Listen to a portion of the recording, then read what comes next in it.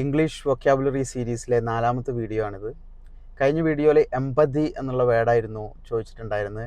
എമ്പതി എന്ന് പറഞ്ഞു കഴിഞ്ഞാൽ അനുകമ്പ, സഹാനുഭൂതി, ഇതൊക്കെയാണ് അതിൻ്റെ meaning.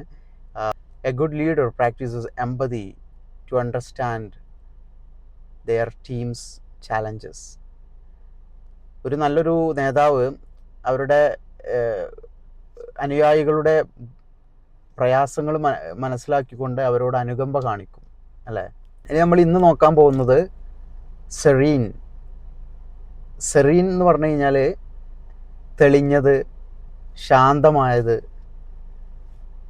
The lake was serene in the early morning. തടാകം അതിരാവിലെ നല്ല തെളിഞ്ഞതായിരുന്നു, അതാണ് അതിൻ്റെ മീനിങ്. അപ്പോൾ ഇനി ഇന്നത്തെ ചോദ്യം ഇതാണ്, ക്യൂരിയോസിറ്റി എന്ന് പറഞ്ഞാൽ എന്താണെന്നുള്ള അറിയുന്നവർ കമൻറ്റ് ചെയ്യുക. ഓക്കെ.